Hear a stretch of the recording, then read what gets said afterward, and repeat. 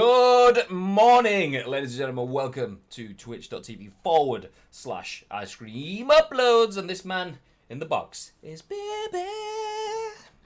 Guten Tag. T-shirt today. That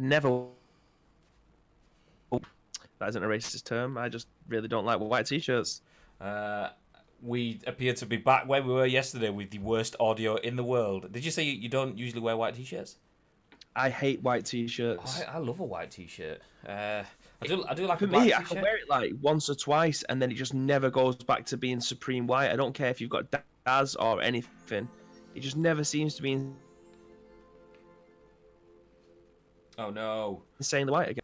Clearly, my home network is potato this week because me trying to get Baby's feed through is just not happening. But yes, anyway, whilst the internet kind of tries to figure itself out, I will run through who we are, what we do, what this is, and why you lovely, lovely people are here. When I say lovely people, I mean people like number one Pirate, who's just dropped hello in the chat. Have you seen that emote, babe? What does that say? No audio. Okay, well, we'll pretend that. It's fine. Bib did stuff, it's cool. But yeah, Pirate is in the chat. He's just hosted the stream. Thank you very much. We are Ice Cream, and in true punning fashion, this is the scoop. This is our daily dose of news that we bring to you at 10 a.m. Looks at the clock. 11:44 a.m. Each and every single weekday, Monday to Friday, we bring you our thoughts, our impressions on everything that's going on in the games industry. We want to know what you guys think of our thoughts too. So if you are watching live on twitch.tv/ice cream uploads, if you are in the chat, please feel free to say hello, but also drop us your thoughts on what you think about the news that we are discussing. You are the only people that get a chance to do that because we upload this as a video podcast and as an audio podcast later on the day. Within an hour or so after the show finishes, the full video will be live on youtube.com/ice cream uploads. That's kind of a thing, you see. It's all /ice cream uploads. But then a little bit later on in the day, we upload 4 different audio versions of this show as an audio podcast to iTunes, Spotify, Google Play, and the beast, the big daddy that is SoundCloud. So if you are listening to those, good morning, or good afternoon, or good evening, wherever you are. That's the joy of being on demand. You can listen to us or watch us whenever you want. But for those of you that are live on Twitch, like Phase Games in the chat, good morning. Good morning. Yep, still morning, 11:45. Yes, it's fine. But yes, you guys in the chat, feel free to interact. You're the only people that get a chance to do that. When I say interact as well, clearly we are having network issues, or Bibby has gone to sleep because he hasn't moved for about 30 to 40 seconds now. Are you still there, Bib? Thought it was about time I came and watched, says Face. Well, it's nice to have you here. However, probably not the best day for it. I mean, we are a bit late anyway. We usually go live at 10 a.m., but we've been doing secret things. So we've had some meetings on that this morning. All will be apparent even fairly soon. Just not yet. We can't say what it is yet either. However, following up from that, Bibby's kind of died. We usually do this flawlessly and effortlessly. So this is my home studio where Bibby is. If I can just flip things around, hopefully the quality of the feed is decent enough. So where Bibby is, he's within the Ice Cream Upload studio. Okay, well, you can see what we're talking about because that's there. Ignore that, it's fine. But yeah, Bibby's in the Ice Cream Upload studio. Usually we will be there. But anyway, today we're broadcasting from my studio, looping Bibby in, but the internet just seems to be packing up a little bit because when we started, Bibby... Oh, he's done it again. Oh, no. Can we get any audio from you, babe? Say hello. I don't think we can. Okay, 1 minute. I will. What I can try and do is if you cancel a call and we'll just call rather than video for see how that goes. Okay. How does that sound? Let's try that then. One sec then. Let's sit you on the shelf. It's just a bib and a shelf. Boo.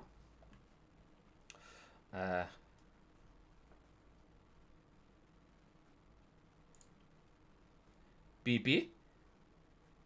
Hola, ¿qué tal? Loud noises. Nice to hear a local accent on Twitch for once. Yeah, exactly. We need more Northwestern people.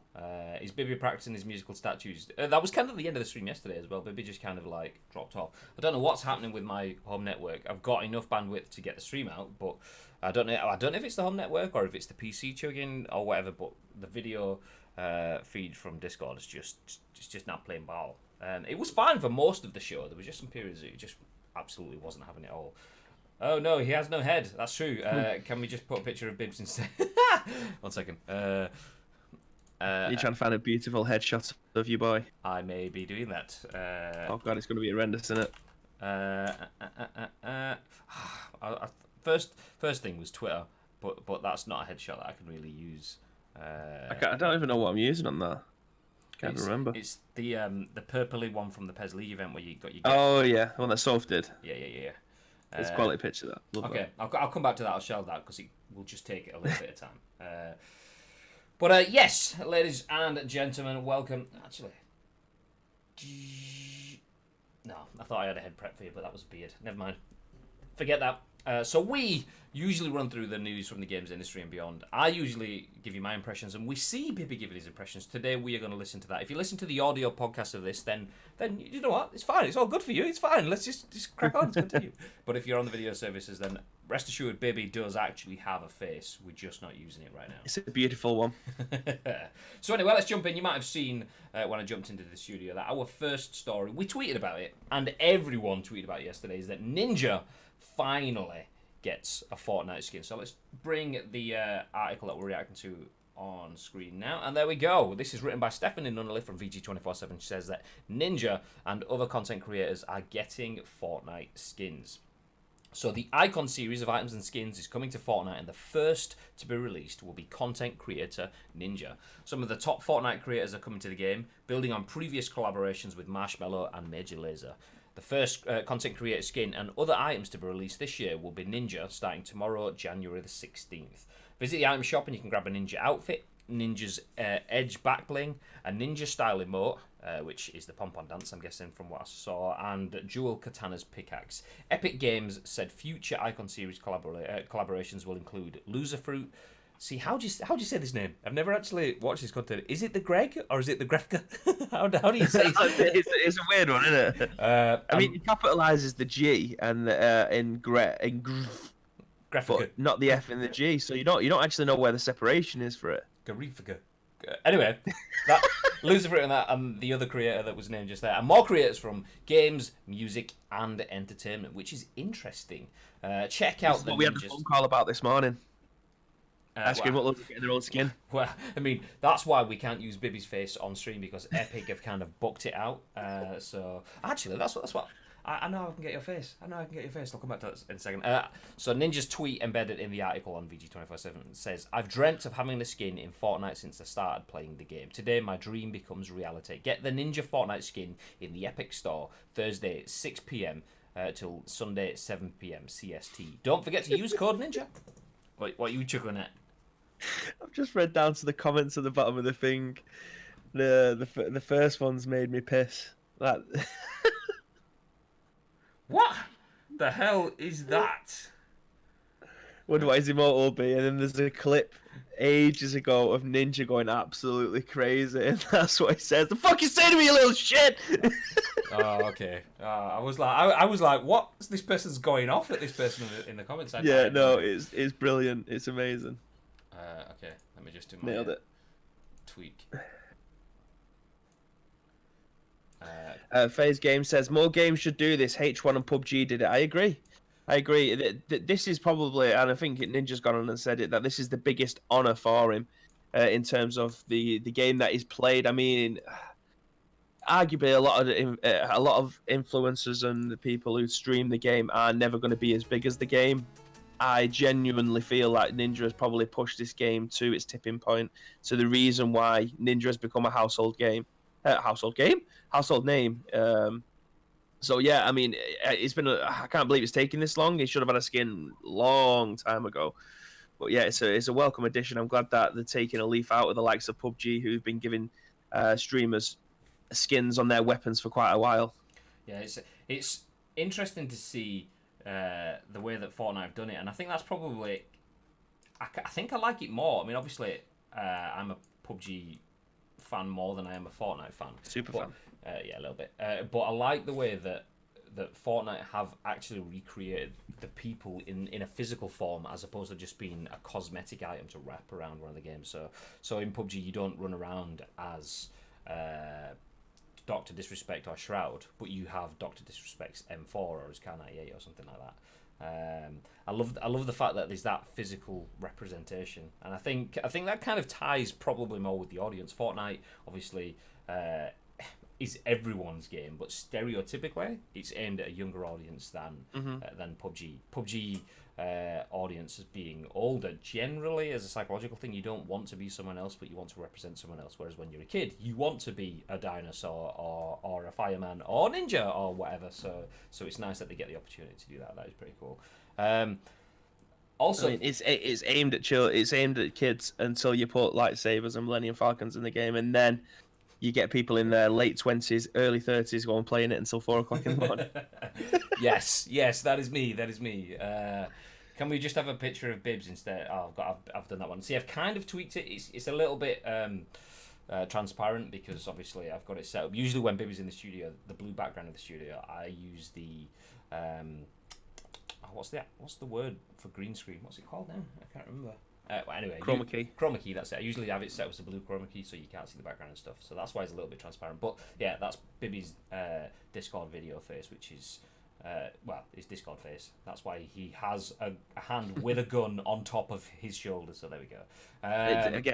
Big GG to Craig for knocking them up for me because I've never looked cooler. I have never looked cooler in my life than in a mock-up for a Resident Evil 2 playthrough. To be fair, though, that artwork is badass. I mean, it's all down to the photographer, really. The person that took that picture is it was me. But yeah, it's nice of them to give back to the creators that put into their game. Do you know what? We've actually been pushing for this for a long time. It's easier to put creators into games that are what's the word?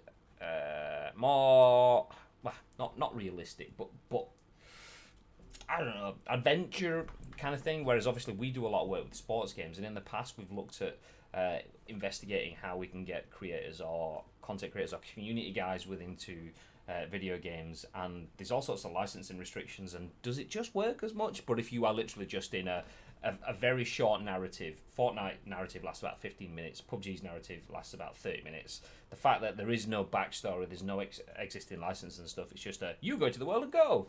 I think it works really well for that, and it's nice to see Fortnite stepping into that. I genuinely thought having the likes of Marshmello, obviously was there a concert in one of the previous seasons towards the end of the season?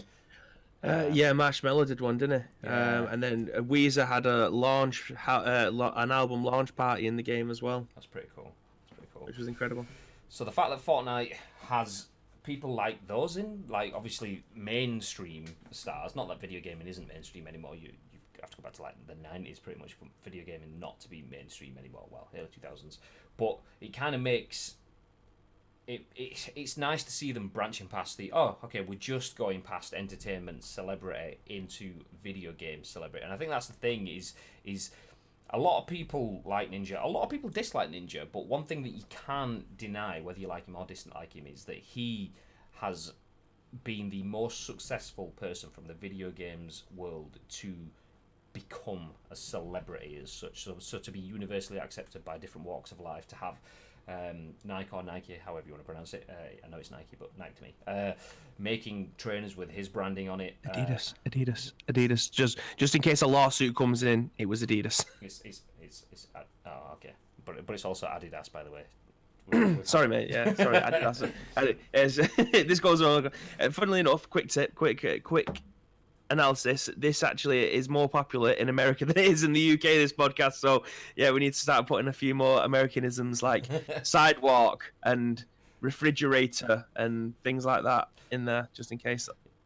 Do you know what? That's a good plan. I might jump in my vehicle and drive down the freeway to Blackpool from Manchester. I'm sorry, American guys. I speak like this, so you guys don't need to mock me. It's fine. It's all good. It all balances out. But yeah, it's good. It's good. I like to see it. And do you know, I actually really like the skin. One thing I like about it is the fact that obviously you get different versions of it. You can have him with the face mask up or down. Aluminum is the best one. American words amuse me. They're so literal. Sidewalk had to specify where you have to go. That's the thing, though, isn't it? It is very odd because it's just the very definition of what something looks like or an action that you use to do something. It's a Michael it's very McIntyre weird. sketch. That it's so funny when he sits there and goes like, "What is that? What is that I've just held up?" For those of you not on video purposes, I would say it's a bin, but because we're in an office environment, it's not a bin. It's not a basket. It's a waste paper basket, and and to clarify, it's not just a basket for paper. It's a basket only for waste paper. It's yeah. So we need to Americanisms the whole podcast now.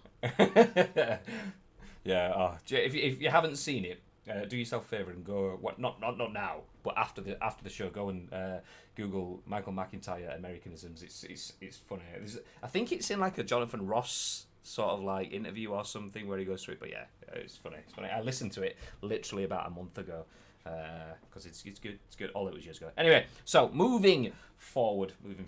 Actually, what we're gonna do now is let's give it a test. Let's end the call and restart the call with a video call to see if we can hold your face. Is what she said.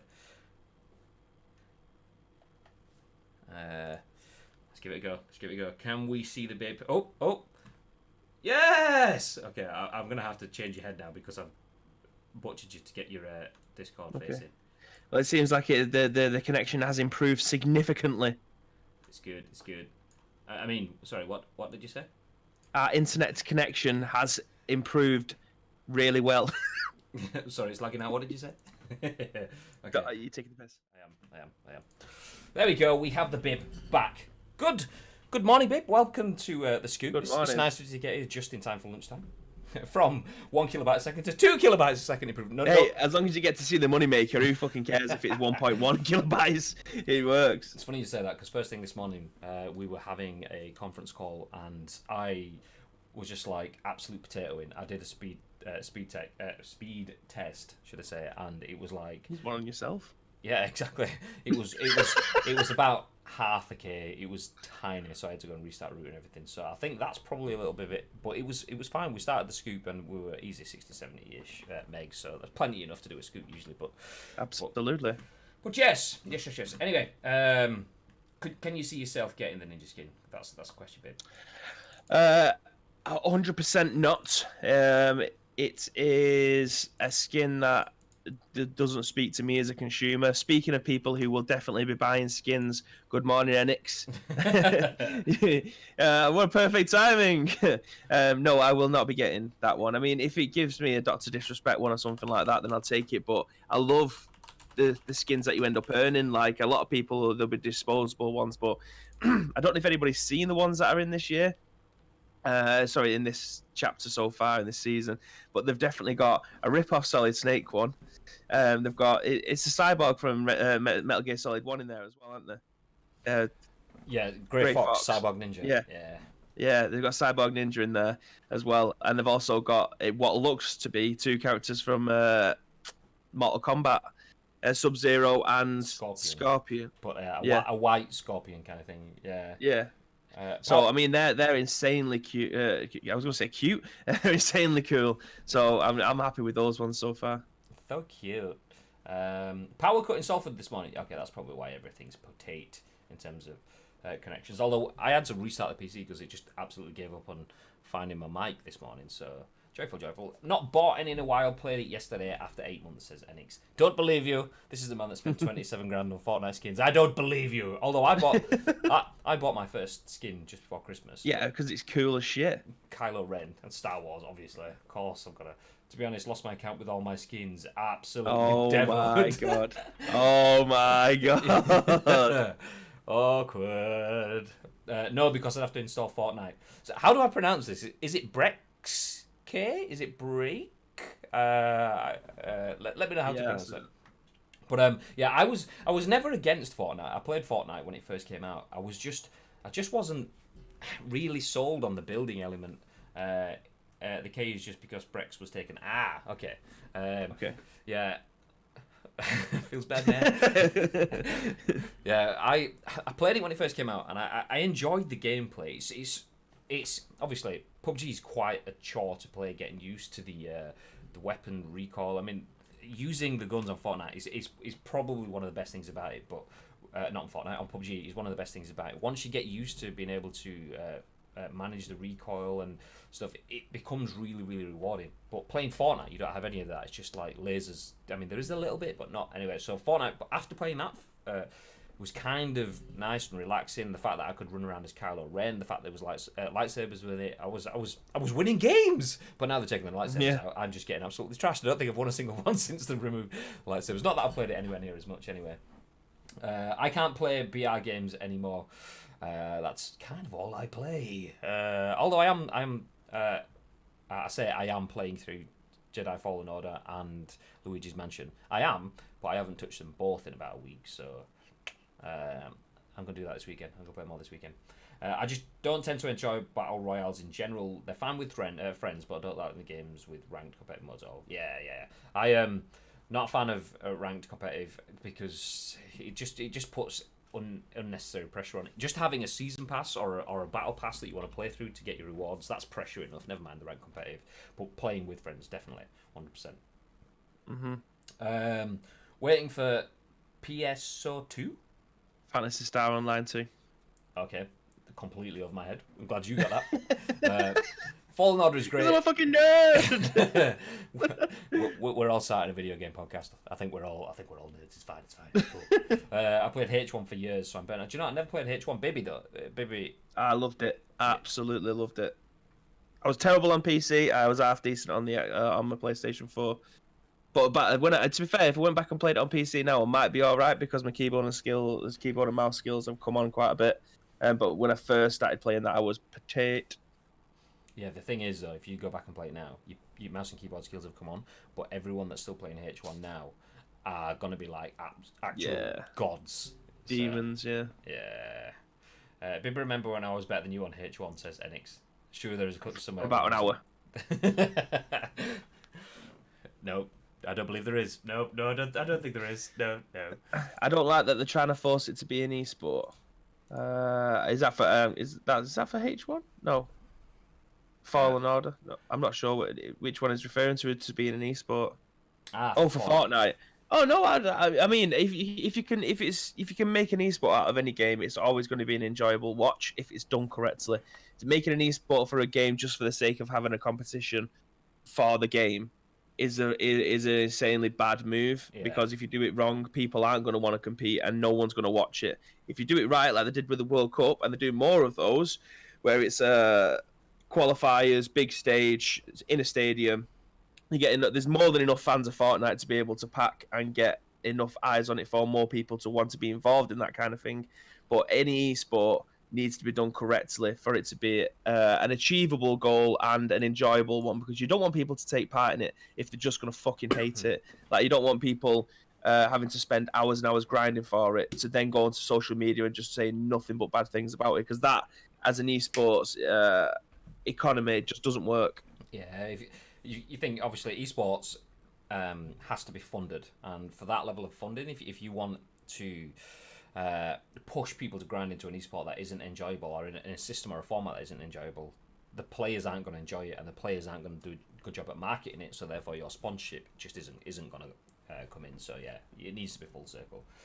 They're doing it right from an organisation standpoint, but it's a bad game for a competitive scene. There's too much randomness involved, in my opinion. You can so easily just randomly die from a sniper in the middle of nowhere. See, I think, I mean, I love PUBG. I watched all of PUBG's esports through the PEL, Phase 1, Phase 2, and then through the PGC, which is the PUBG Global Championships. Watched all of that. But, yeah, they're definitely... There's so many different variables from an esports broadcast perspective that you kind of... that are hard to account for. So you've got... First of all, random loot. Obviously, when the esports teams are playing, they're playing in esports mode, which means that they've got a higher percentage of assault rifles and DMRs and snipers, so they're more likely to get kitted out. But there's still that element of randomness. Anything professional competition shouldn't have anything random. It should be down to skill. So BR is always going to be difficult in that sort of sense. Then you've got the random spawns of the circles. You could have absolutely the world, have a crate drop on your level 3 gear, and then the circle form on you. meanwhile, the team that's got pistols and Uzis, that's got nothing, no level 3 gear, has to venture over across the circle through 3 or 4 different teams. It's difficult. I mean, I still enjoy watching it because I like the in-game narrative, but I definitely don't take it in the same way that I would watching 2 people compete directly against each other. Do you think then, if for a battle royale, if there was to reboot the battle royale franchise for an esport, do you reckon then, like they do with Call of Duty, you have a loadout to start off with, you land into a map, and then you have to sort of navigate the map as a team to whatever conditions that you're set into, but you have a particular loadout. So if you had a team of 4, you'd have a sniper, you'd have a medic, you'd have an engineer that can, they're basically just rhyming off the ones that are in Battlefield. But you'd have 4 teammates. You can pick whichever one you want. If you want 4 snipers, that's fine, but obviously you're going to be at a disadvantage at some point. But you drop in with your loadout, but then as a team, you've got to navigate round the map to wherever the map decides to blue zone. So the only thing that you've got to manage is your map navigation and picking up meds as you go along. Do you think that'll be a more, because that kind of removes the randomization then, because you only have to manage the map rather than, oh shit, I'm landing and I've looted 4 buildings. I can hear a team on the other side, over the road that I've already looted. They've got 2 guns and a level 3 jacket and things like that, and they're coming for us where we've got balls all in here, so we're gonna have to flee. So you've all landed in the same area, and now it's your choice whether or not you want to be aggressive or you play it safer and go out the back door. Well, I think they've kind of, the esport through its just general evolution has kind of, specifically PUBG now, has kind of catered for that in terms of they've increased the loot rates, they've increased the vehicle spawns and that kind of thing. Plus the teams all have their own sort of like landing spots, not officially as in like they have to land there, but they've all just kind of realised that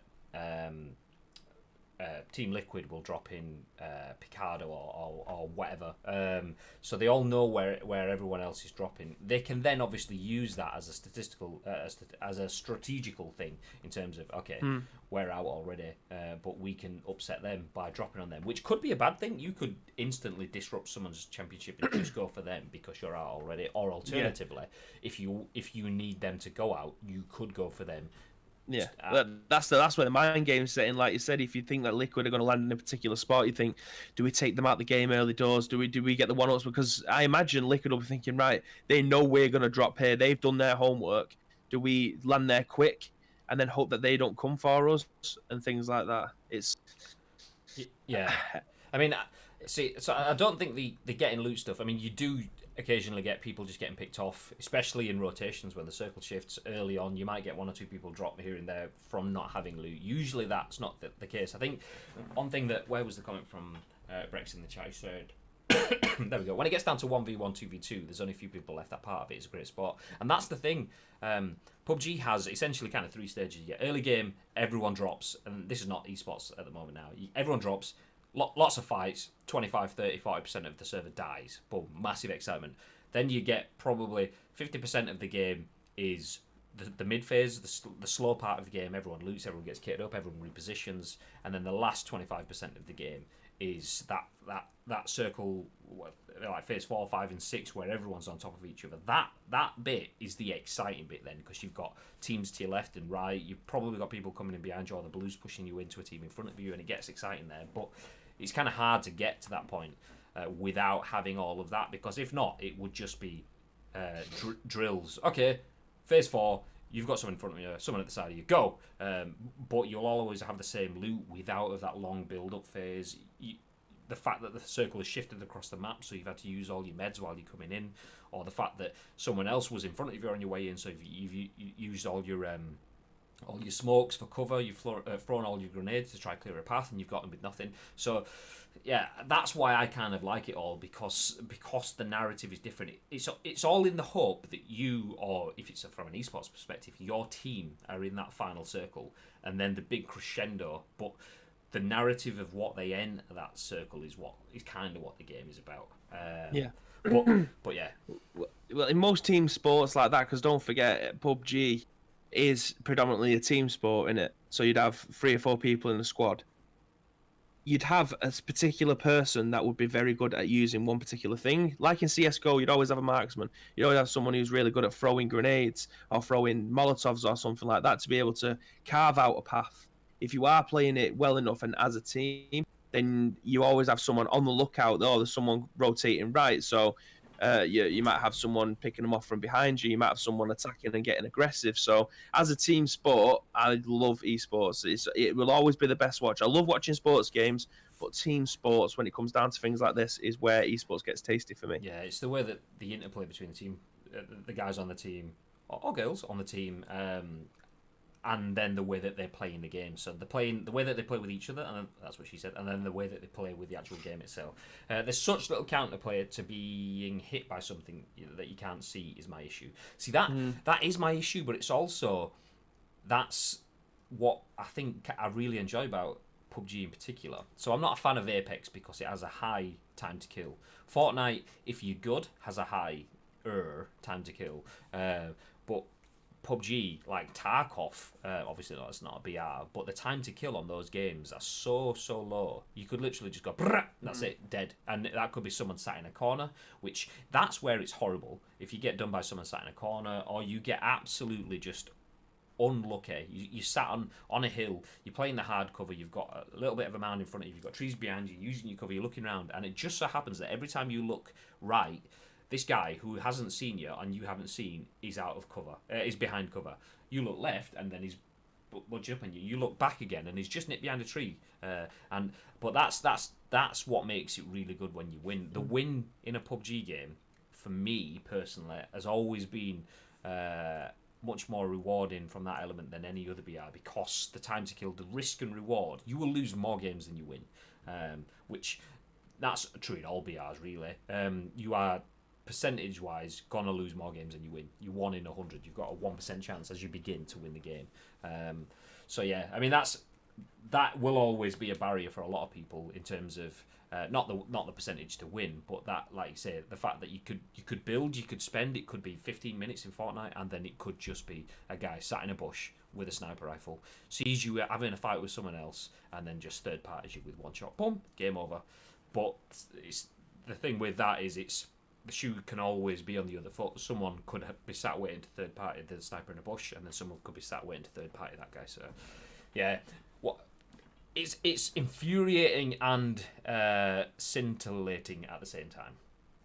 But anyway, let's stick with Fortnite a little bit as we jump into the second news article of the day, and absolutely 100% not sponsored by Fortnite or Epic. #Epic banner.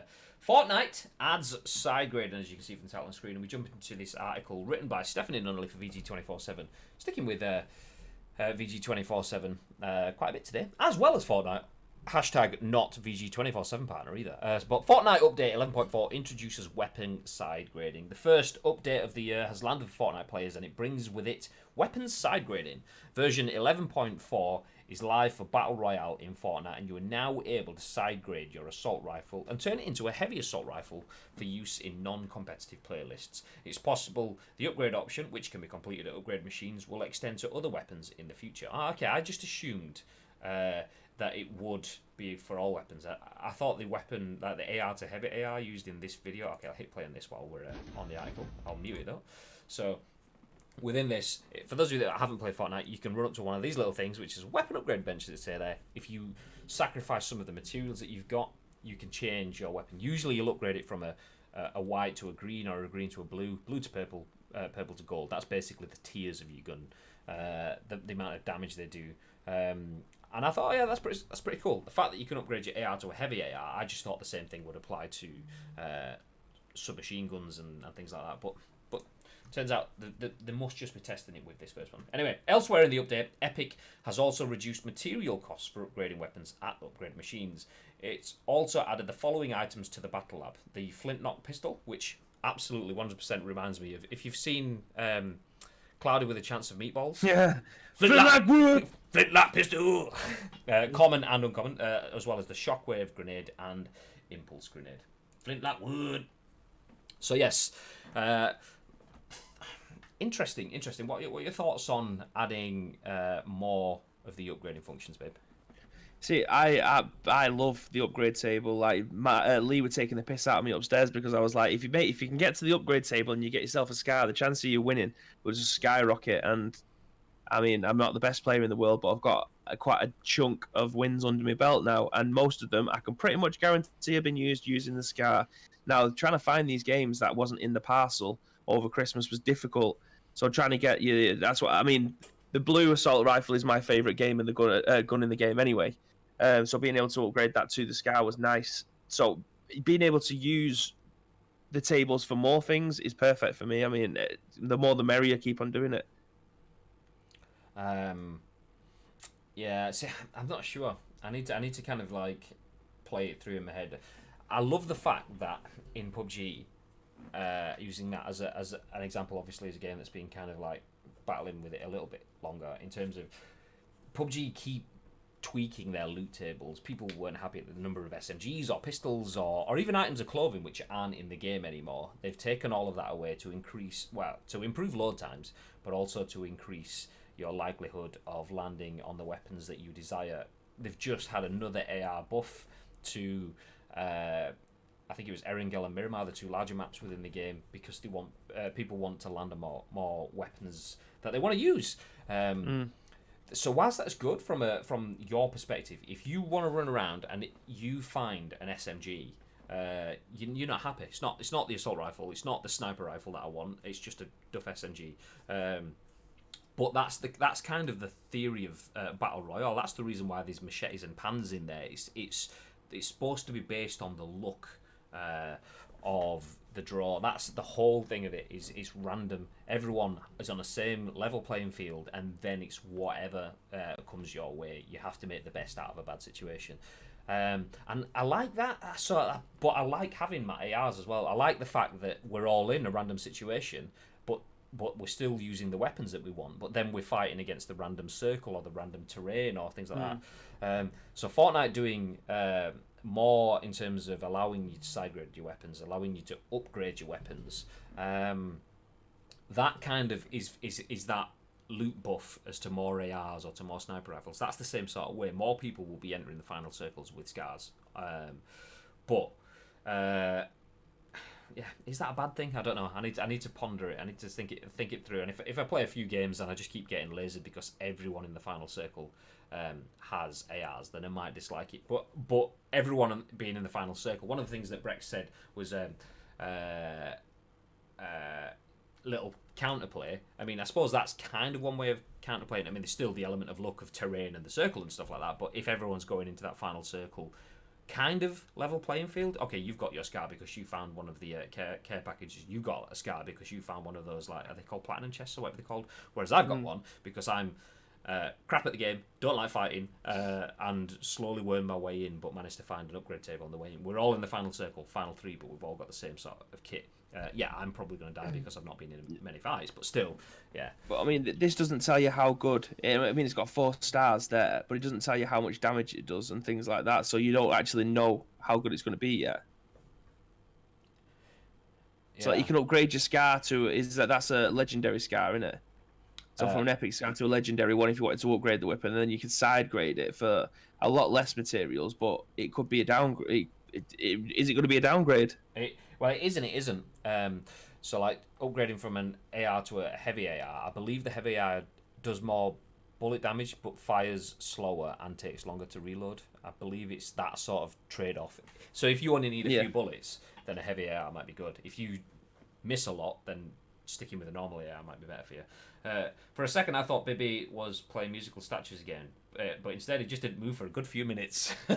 I was reading, so I was watching that video. It wouldn't play on my laptop, so I was just constantly refreshing it until it did. But yeah, I think it's cool. I mean, one thing's for sure that we know from Fortnite: if it is pants, if it doesn't work, if the mechanism is broken, or if it's OP, or it just waters down the final circle. Like I said, it could do. One thing we've seen with Fortnite is they're not scared of vaulting things, so they'll just stick that back in the vault and they'll have it as one day only or limited time modes or something like that. Which is good. That's the best way of doing it, because some people will like it. And having it as something that comes in and out of circulation, if it isn't quite right, means that everyone gets a turn at being happy. So yeah, that's good. That's good. Bibby's a robot, confirmed. Yeah, it just kind of went as you kind of lagged out a little bit then. So yeah. Good morning as well. Good afternoon now, since it's 22 minutes past 12. We did start late today. We have some cool things. You know, I'm not going to say much, but all I will say is, cool things are coming. Watch our social medias. You will see. You will know soon. But anyway, do you use the Epic Game Store, baby? I most certainly do. Oh no, I'm trying to ask Bibby questions for him to pad for me, and the audio drops out. Yeah, the reason I was asking Bibby that question was so that I could just save time for me to type that out. Epic's Game Pass. Okay, that was supposed to say passes. I was trying to rush because, you know, Bibby was C3POing on the end of the mic. So the Epic Game Store passes 100 million customers, and this is not bad for a game store that, was it last year that it launched, early last year, and then instantly got into controversy because it started. It's 100 million customers. You will see. I'll bring the article up. That's just the tagline. Exclusive games taken from other stores. Kappa. Well, that's what I was getting onto. So you got things like Metro Exodus, obviously coming out on Steam. People pre-order it on Steam, and then boom, no, exclusive to the Epic Game Store. Obviously, they still had to honor their Steam sales, but so the Epic Game Store has ruffled feathers. And the thing with any sort of new venture into an established market, you have to ruffle feathers. That's the only way you're going to be able to do that. You can't go in taking prisoners. You have to be ruthless, and they have done. I mean, I'm probably not as well versed in the PC world as a lot of people that are watching this. But what Epic Game Store have done is they have pissed people off. They have done some things that probably they didn't need to do, but what they also are doing is building a platform, and they're kind of taking some of the ideas that we've seen with PS Plus and the Xbox Game Pass and giving free games to entice people in, and obviously using that Fortnite money. But in doing that, they are trying to offer an alternative to the customer. It'd be interesting to see what people in the chat think on, obviously, there's two things at play. You've got the convenience of Steam and having everything in one place, but then you have the opportunity of having a second major store alongside it. I mean, I know there's obviously different places where you can buy your games from, and you don't always have to buy them from Steam. But let's water it down to be: would you rather have all of your games on Steam, or would you rather have the competition that comes from having two rivalries? So would you rather have a monopoly, or would you rather have security? So say, yeah, that's all. Would you rather have it? Would you be more worried about Steam having a monopoly, or would you rather have it all in one place? That's kind of what I'm trying to get at. I don't think it's necessary. Steam isn't a good launcher overall. It's just used because it has stuff on it. Exactly. But that said, once again, people, yourself maybe, Brex in the chat might be able to say, I believe Epic's store launched with so many functions missing, kind of Stadia-esque in that sort of sense. Obviously, you'll be able to tell me. Bibby, you might be able to jump in as well. But Steam, obviously, it has the install base, and that install base is valuable. It's not necessarily a permanent thing. I mean, we've seen it with Xbox. Xbox had an install base and managed to lose it in the 3rd gen and 4th gen, now to the point where they are behind PlayStation. Just because you have the install base doesn't mean that it's yours and that you can't lose it. Sony obviously lost it before then. It's back and forth and things like that. But yeah. Anyway, do you know what, actually, I'll stop talking. I'll read through the article so we know what exactly we're discussing before we then start to pull it to pieces. Let's bring this full screen as well. So this is written by that joyous person, Gamecentral at Metro. And it says, Epic Game Store promises more free games in 2020 as customer base hits 100 million.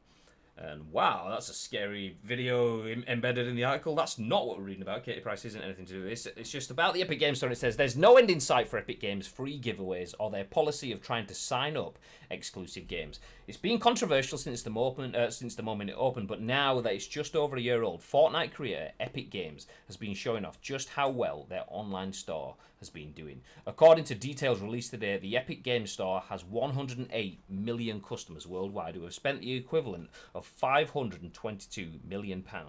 Although that figure seems to include Fortnite purchases, as only 193 million was spent on non-Epic published games. Wow, that's a lot of eggs in the Fortnite basket. But on the face of it, that suggests that Epic Games Store has more customers than Steam, which recently announced it had 90 million monthly active users. That's probably not equivalent to Epic's 108 million though, which seems to include anyone that's ever bought an in-game item in Fortnite, rather than proper active users. The good news from Epic's point of view is that their policy of buying exclusives so they don't appear on Steam for at least the first few months is working, and the top-selling games are all exclusives. As such, their best sellers, seemingly in no particular order, include World War Z, Satisfactory, Dauntless, Metro Exodus, Untitled Goose Game, The Outer World, Borderlands 3, The Division 2, and Dauntless. Is that supposed to be Dauntless twice? Yeah. But anyway. Yes. The good news from Ordinary Games' point of view is that they're going to continue to give away free games every week and already have enough planned for the whole of 2020 after giving away 73 different titles last year. Current freebie is Sundered Eldritch Edition, which will be available until the 16th of January, at which point it will be the turn of the indie game Horace. Wow, it took some reading that final bit. But there you go. Infographic on how good it is, which you can see that. We will include the link to that in the show notes when you want. It was obviously on the Metro if you want to see the infographic. Check it out there. But yeah, there's a couple of things within there. The fact that they're giving away free games is good. It's good for users. The fact that they are still pushing for store exclusives, not so much. It's interesting that they're being pro and anti-consumer at the same time. What's your take, babe? I mean,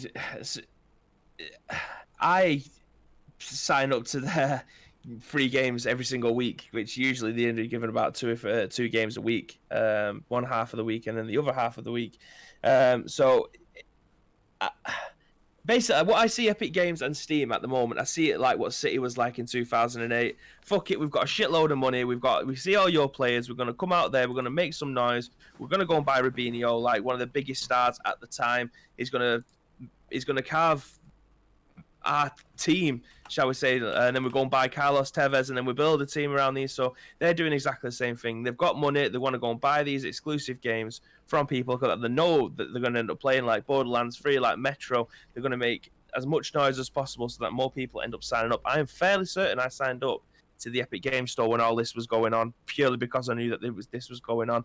They're making a lot of noise. They're buying these best players / games, and then they're getting the customer base in by giving away free shit. I mean, you can't really get much more of a aggressive PR marketing scheme than that, really, can you? Yeah, exactly. Giving away free games is good for users and bad for developers. Yes and no. Well, the developers still get paid. It's not as if they're just, giving away the free game. They're basically giving them a retainer, aren't they? They're saying, right, we will give you £1 million for, I don't know, 500,000 keys, and we'll put it on our store, and all these people are going to be playing your game. You're going to get known as a developer for them playing your game for free because we're footing the bill. You're still getting paid, and then eventually, if you come to bring a new game out, they like your previous game, the chances are they may buy your new game. Not only that, there's all sorts of ways. I mean, that's obviously just one line in a chat, but there's a number of different ways that then develops. Giving away free games. I mean, who's heard of Rocket League? That massive phenomenon that kind of took over the world. People buy now, but I got Rocket League because it was one of the first free games on my PS4. The fact that was included in a free monthly giveaway because nobody expected much of it made that game. And similarly, there's been similar stats. We spoke about it previously on the Scoop, where games have been included in the Xbox Game Pass that have then led to more sales. Developers have reported seeing sales not only of that game outside of the Game Pass, but but other games in the series as well, because Bibby has the Xbox Game Pass, comes into work and tells me how good Gears 5 is. I don't have the Xbox Game Pass, so I think, oh, do you know what, actually, I'll buy Gears 5. Oh, actually, I've not played Gears for 4 or 3, so I'll buy them at the same time and play through them all. So yeah, saying giving away free games is bad for developers is obviously, it's simplifying it just for the fact that we can get it in the chat, because nobody wants to sit there and write a wall of text in Twitch chat, because that's not what Twitch is about. But yeah, I mean, there are goods and there are bads for that, but my biggest issue is not the giving away of free games, because Epic in that sense are they're smart enough to know that if they start ripping developers off and undercutting them and giving away free games in a way that will be bad for developers, the developers aren't going to put games on their stores, so that exclusive stuff kind of undermines itself, which then feeds into the next bit. I think the worst bit about them is having those store exclusives. It's like, and once again, spoke about this many times previously, having Spec Ops in the Call of Duty games on console being exclusive to PlayStation. I think that's a timed exclusive as opposed to an all-time exclusive.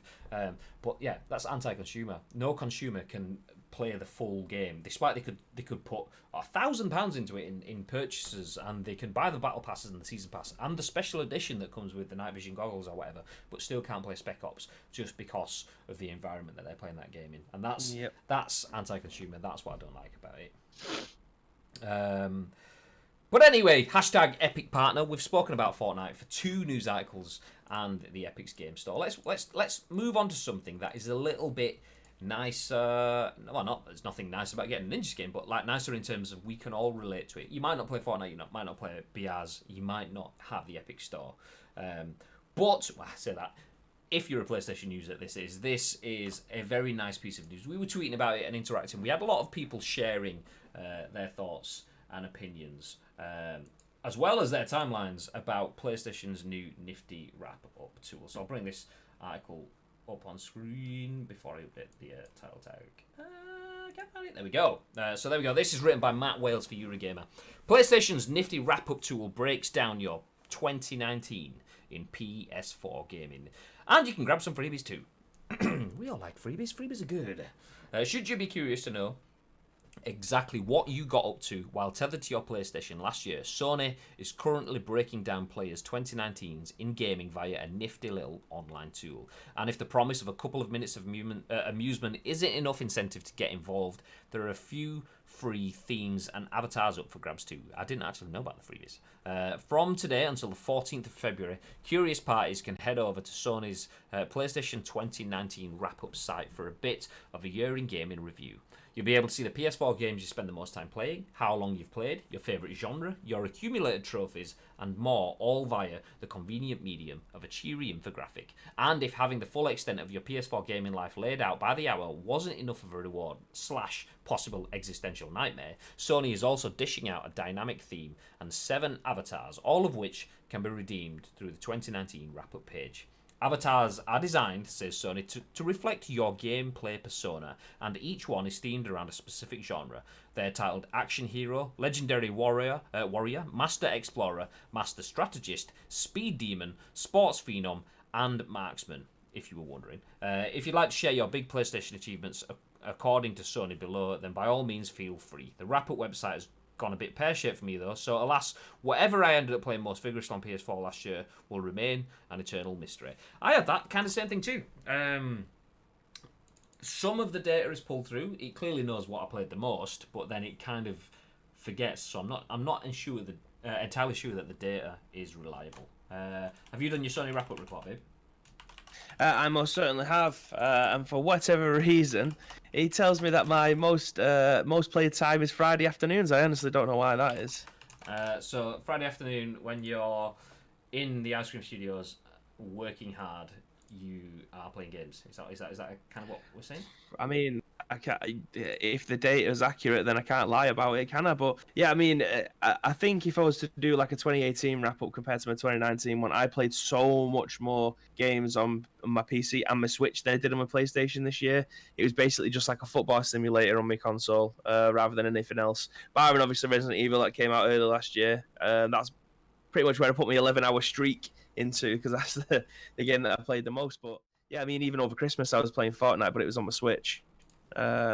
So yeah, whether or not that's because I got bored with my PlayStation or I'm just banging into my PC game and I don't know. But yeah, it's good little wrap up. I don't know how accurate it is because there is just some discrepancies there. I don't think that FIFA 20 is my third most played game. We'll see. Sorry, I'm just trying to get your head back on your shoulders. That's kind of, that'll do. Fatman Dave says Skyver.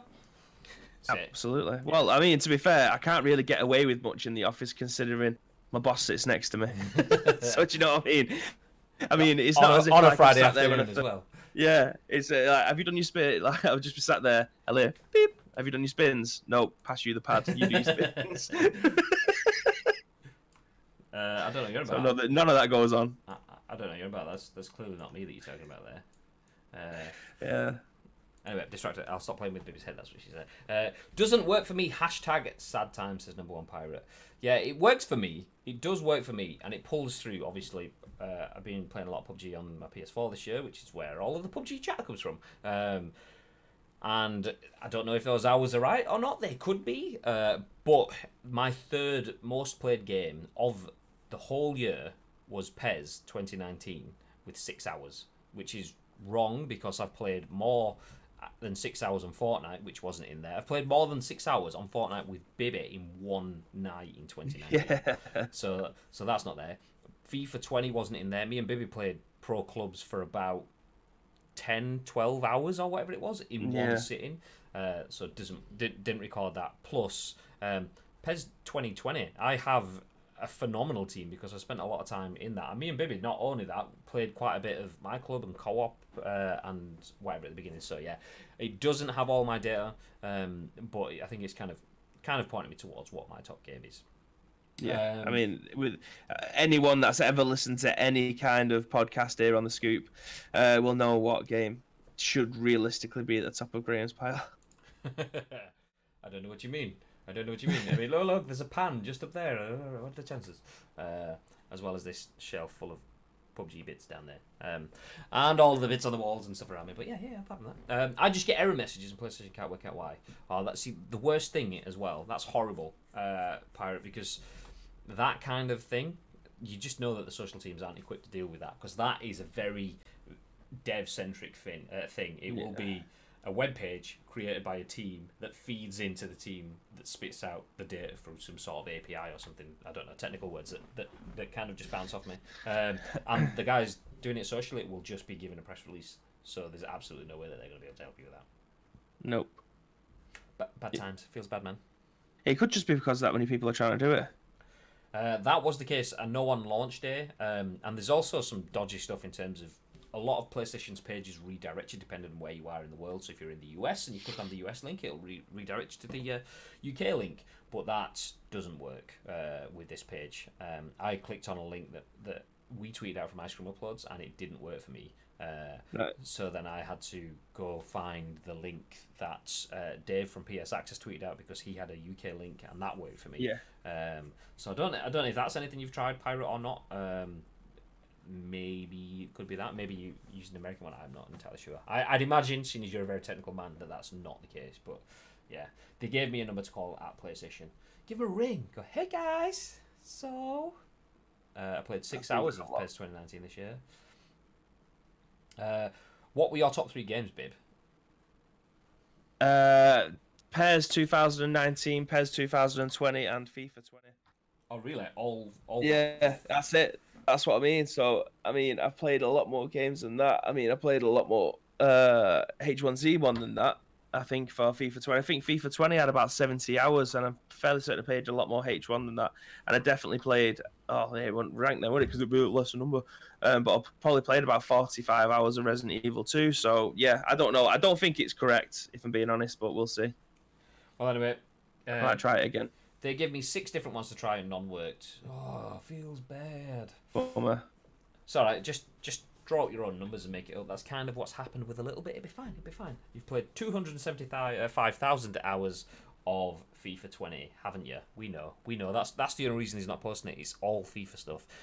Yeah, it's supposed to be this big Pez legend representing UK in the ESL Euros. We know. We figured it out live on air. Psh. How did the draw go last night, by the way, for the ESL stuff? I didn't check it out. I didn't even watch the football.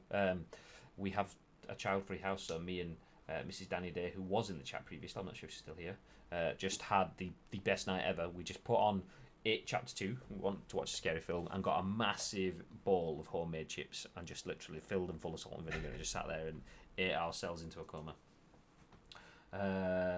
So yeah, who did you was the draw last night? I'm sure it was last night. Who did you get drawn? Yeah, they got the group of death. Oh, really? Oh. How does it work then? So obviously you and Oz qualified for England. Is it 1v1s? Is it 2v2s? They've got Serbia and Spain in theirs. I think Latvia in there as well. So they're going to be going up against Kepa and Roxa, and then Alex and Jose. Spain, Serbia, Albania, and Latvia, and the UK. Is it 2 teams qualify or 1 team qualifies? England, Scotland have got their own team too. Scotland have got their own team. What, in that group? No. So you said UK, but England, Ireland, Scotland, and Wales have their own teams. I get you now. I get you.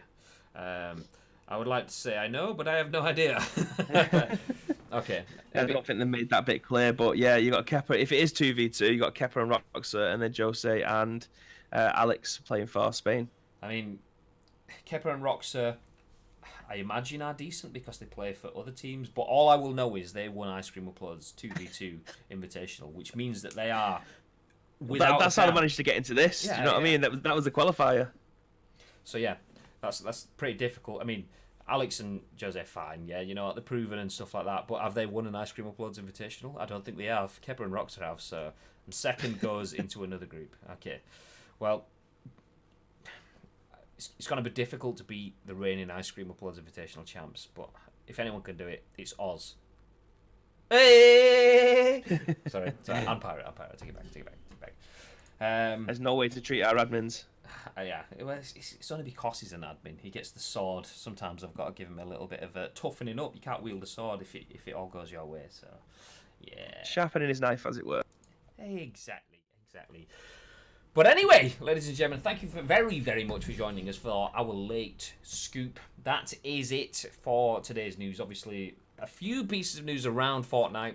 Side grading has been added to the game. Ninja has his own skin, and the Epic Game Store has passed 100 million customers.